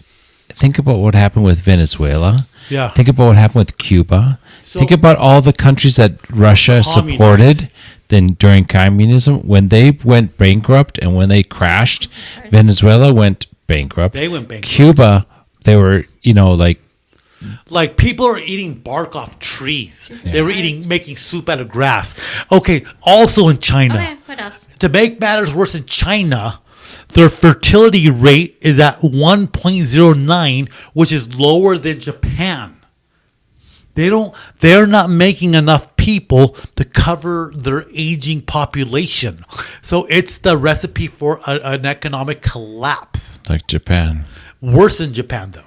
Because, China is the number one most populous country in the world, followed by India, followed by the U.S. We've already talked about this before. And didn't they have the one child which they abandoned. Policy? They abandoned, but the birth rates never rebounded after that. Well, because how could they if people are already ingrained with that with that sort and then of, they only kept tradition. the boys. Right. Wow. So the new rates states that for the first time in 6 decades, the population in China is actually shrinking. Jeanette, are you impressed that Mark has a notebook? I actually really am, and I feel stupid for not having one. And next time I'm going to come prepared. Honestly, it's like a meeting of the drunken minds. I can't even read. See, it's because it's so small. I can't read this one right here. Wait a minute. Let me read that. Let me read that. Shock him with Seriously, if you can't read it with your glasses on, yeah. Let me see what you wrote. So I'm trying to read this right here. Something about 9 trillion, and it's related to China. Okay. The top of that page. Fabio, what do you think? Use your amazing eyes, Fobs. Come on, Fabio. Yeah, I can read it. No problem. Something about 9 trillion. 9 trillion what? The thing about Mark is I don't understand his mind sometimes. Local? He's everywhere. So what's interesting, the next thing I wrote underneath that, though, is Japan, for the first time since World War II, is militarizing to counter the growing Chinese threat. No. What you wrote is Japan is rearming because of Japan. Because of China. I meant because of China. Okay, so you already did. Military buildup is the biggest in history. So it's right now, the military buildup in Japan right now is bigger than the buildup during World War II. And they're doing this specifically to counter the Chinese threat. Because they feel China is such a massive threat. Yeah. Fabio, what do you think? Is that what he said on his notebook? Yeah. It says what it says. Okay. He just can't read his own handwriting. That one section above that. Yeah, local. So that's why I got the bigger notebook. At 9 trillion. And you know what's funny? Lucy market, then the finance sector. My notebook, I always buy graph paper too. I don't know why I like writing on graph paper. So what's next? The next page. What's the next page say? I know I had a couple pages of notes since the last time we talked. Oh, it talks about your prostate. Hold on. Oh, you really got to get your fingers up there to check. No, I'm sorry, Mark. You don't have anything. It's blank after that. I'm gonna transfer that little notebook to my gym notebook next. I don't know, Mark. So that notebook is no longer going to be like a news update notebook. No. Like how Robin Williams do it on what's that one? Good Morning Vietnam. He goes like that. He does it on the throat. He goes. Speaking of movies or shows, what are you guys watching? I watched Jeanette's movie. Was it Mother? Did you like it? That was interesting. Going about how technology is raising a kid. After they freaking destroyed the planet. Looking for the perfect human race. Yeah. Interesting. I'm watching the new release of Band of Brothers. I'm currently trying to finish World War II. Band of Brothers. You know what? I've never watched the series of Pacific. Is that part of Band of Brothers? It's like the Pacific version of it. Okay, I'm watching the fantastic version. Yeah. Okay, so I listened to a podcaster named Dan Carlson, and he does like awards. He does he does 4-hour podcasts. Wow. And he does like a 4 or 5 part series. I'm sure that we're right on the same level, you know. But ours feel like 4 hours. So His are terrific. Every 3 hours, every 30 minutes feels like 4 hours. No, Dan Carlson does a terrific one, and he did one on the War of the Pacific. Yeah. And he's talking about the ferocity of the Battle of Tarawa, a little island, a little coral island. And he says... The Battle of Tarawa. And what he says about Tarawa, what you'll never read in the history books, so but if you read it, first account books about people that were actually there, he was reading this one account about a guy that was knocked out on the beach. That was our cue. Did you not understand the cue? No, I didn't. Okay. So let me tell you about this. This guy, this soldier, a Marine, was charging the beach, and he was knocked out because something exploded on his buddy up ahead of him, and his buddy's head, his cranium, exploded and hit him in the head and knocked him out. So he talks about how bloody these battles in the Pacific were, but you'll never see it like in the movies. I mean, even though, like, say, Saving Private Ryan was good, they say his point he's making is you'll never understand how bad it was. Yeah, I don't think so. And no matter, you're right. I don't think you're right. No one can understand how bad battles like that. The Ryan Sean podcast. Sean Ryan podcast. He interviewed a survivor of Iwo Jima. This old man. He had a flamethrower. They don't even use those anymore. They're not allowed to be used anymore because they're illegal, right? But that was his job, and he said you had to learn how to use it in bursts because it only had like 9 seconds of gas in there, and you had to be quick about it because the Japanese would try to kill him because they hated the flames. Yeah, but he made it, and he talks about like how bad it was. Yeah. I can only imagine. Honestly, and you know what? On. And at the end of the Sean Ryan podcast, you know what that old man did? He sang "America the Beautiful," or no, he sang the national anthem. Great Sky Dance, great Star Spangled Banner. The Star Spangled Banner. Why? He just said because Sean Ryan asked him like, so you're a singer? He goes, yeah, I sing But now and all that. Why would he do that? Because And he goes, if he says my most favorite song is still this song, and he sang it, and he did. Oh, say can you sing? That seems. Why was he motivated to sing that? America the Beautiful. America the Beautiful. It just seems like if you're going through that, you're dilate. Yeah. I don't know. But it was beautiful. This old man, he still says, that's still the most beautiful song I can think of. It's beautiful, you know what I mean? So he's lived a long life. He recognizes that things are tough right now and that things aren't getting better. But to him, that song still encompasses everything. I'm sorry. He wasn't in the Pacific Theater. Okay. So in each episode of the Band of Brothers, they show old timers talking about. Yeah. This is 20-year-old show, so it's probably they're all probably dead. It was Steven Spielberg, Tom Hanks, producers and stuff. So it's probably. I mean, this is really old. This is big revolutionary when it first came out 20 years ago. Now on HBO, right? Yeah. And now you're watching this and you're going, oh my gosh. You still can't help be in awe when you watch Band of Brothers when they're jumping from the planes, like. When you're watching the tracers, like that pilot, they're flying that McDonnell Douglas. Yeah, and the pilot's co-pilot blade, gets shot. His whole head is just goes, poof, it's gone. Puff. And the other guy freaks out. He hits flak. from the flak, and he hits the button for them to jump. And it's too fast. Yeah, they're still going too fast, and he hasn't dropped in altitude, and so they all jump out of the plane. And Dick Winter says the plane was going so fast, so when he jumped out, all of his gear was ripped from him. So when he landed, he didn't have no rifle, he didn't have his pack or anything.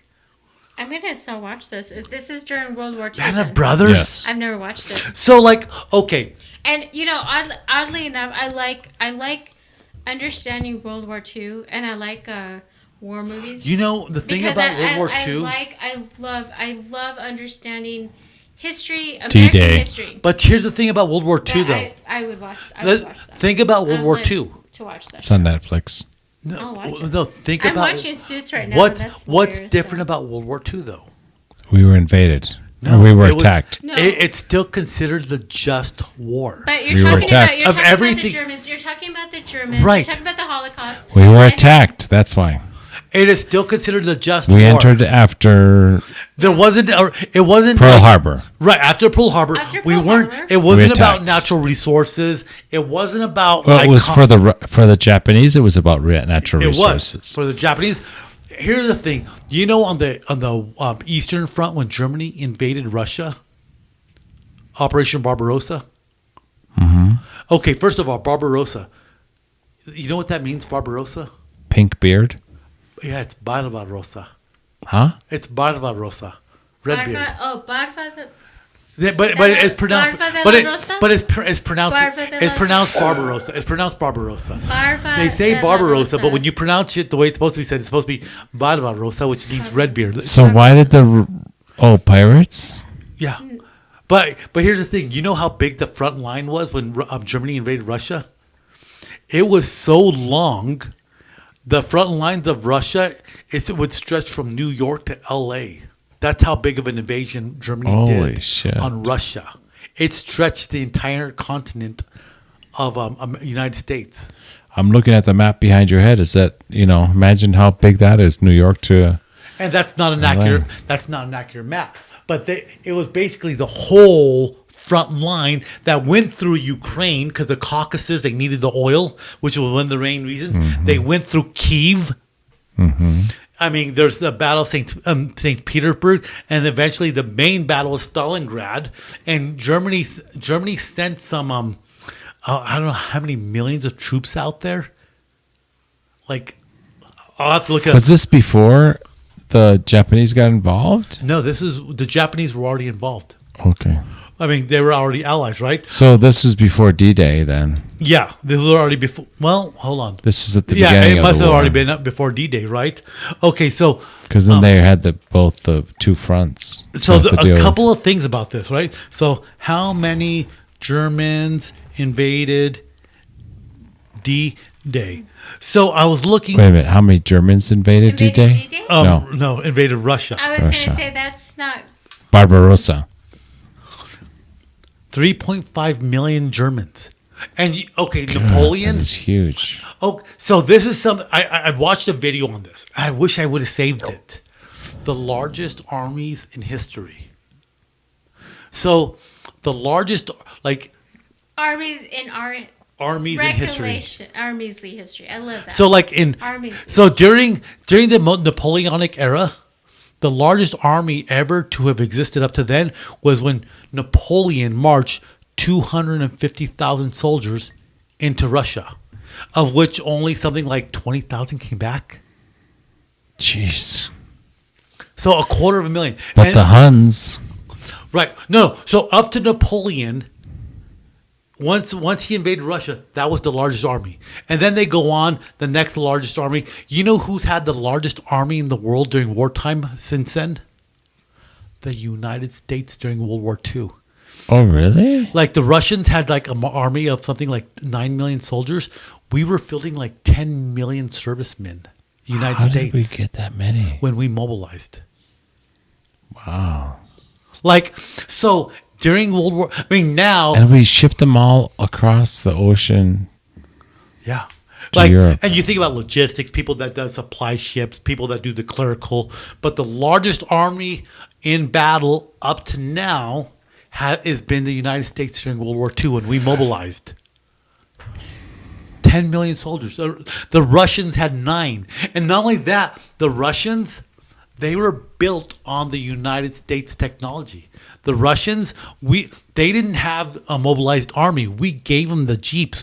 We gave them the trucks for logistics. We gave them the airplanes. So the Russians would have lost had it not been for the United States. They just throw bodies. They would just throw bodies. Yeah, all they had was the manpower. We gave them the guns. We gave them the ammo. We gave them the jeeps. We gave them the trucks. We gave them the airplanes. Against the Axis powers. We mobilized the Russians to defeat the Germans. Even though the same tactics that they're doing in Ukraine 100 years later, essentially 100 years later, is the same thing they did during World War II.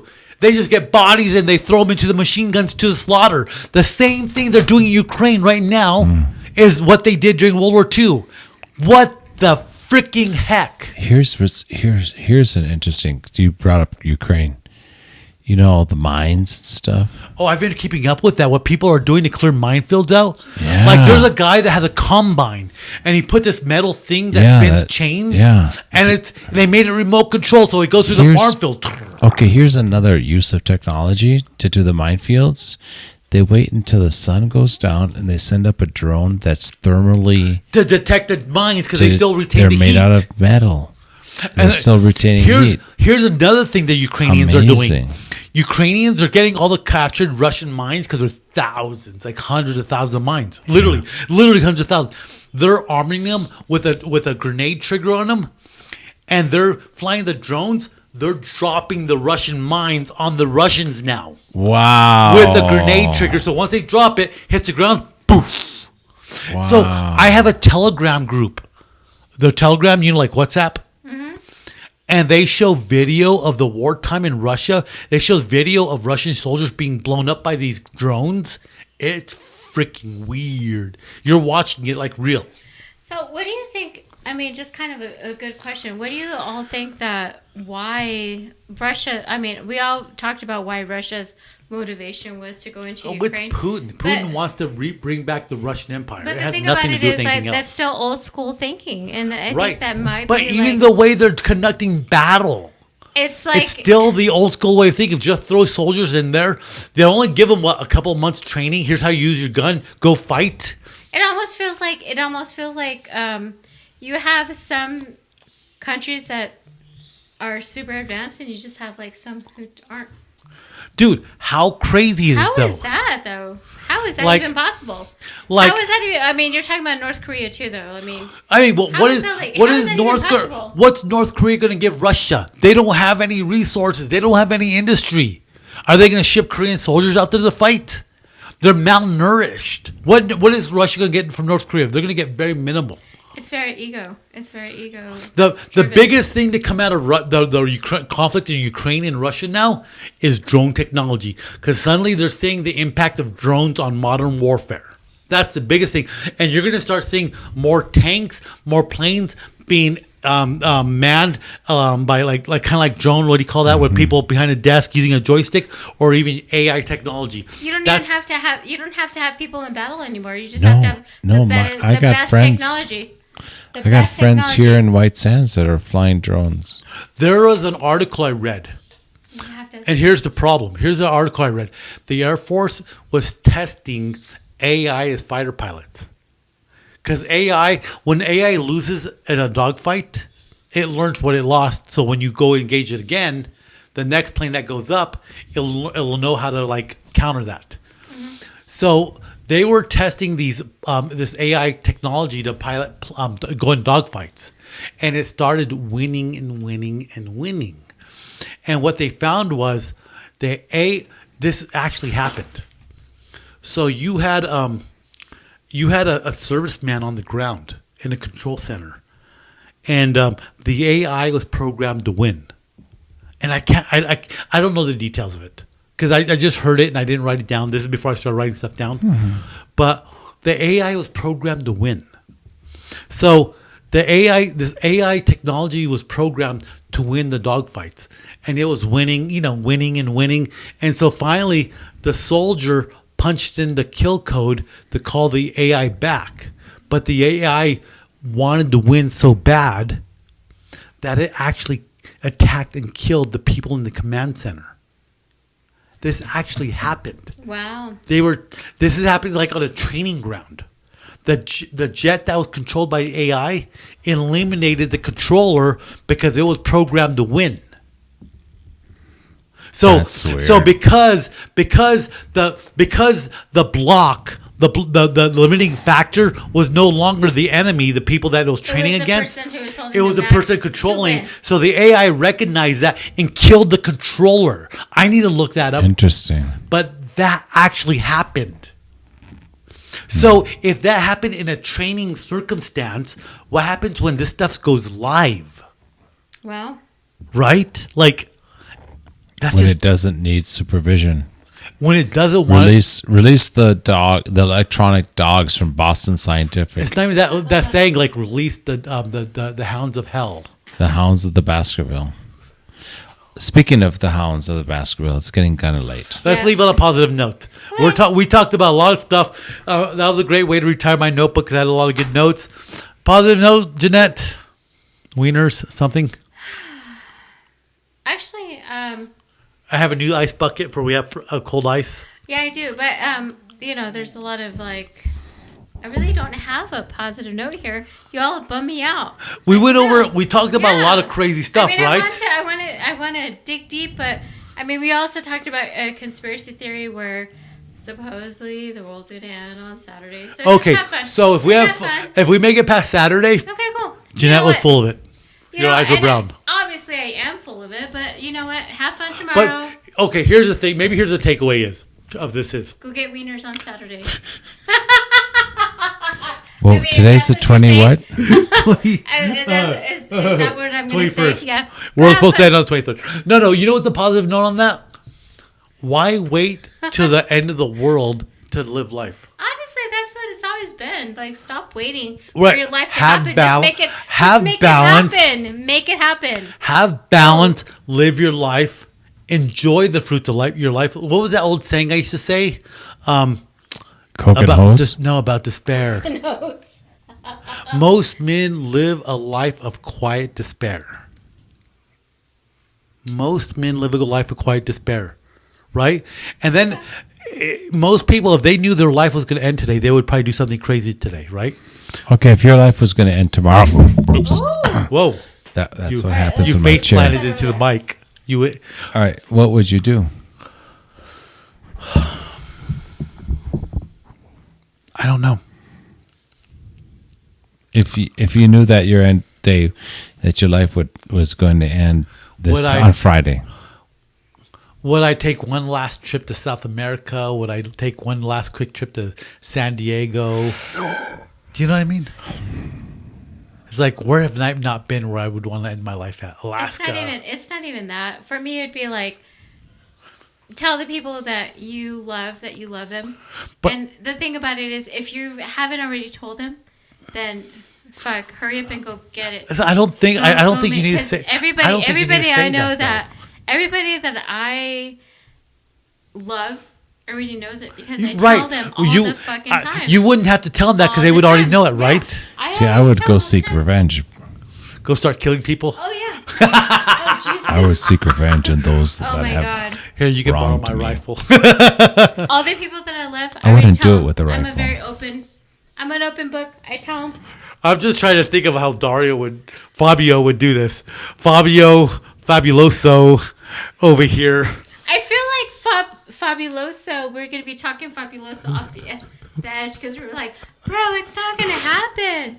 No, if it was to happen on Sunday. Oh. And this is where we you know what? Things. Can I share something? Yeah, sure.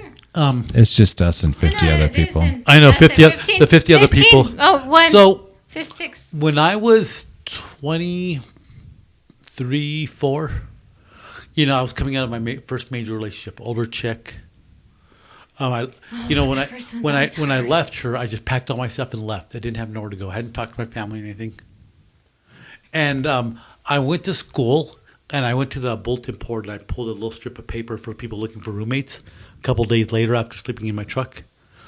And I happened to come across a guy I knew from high school.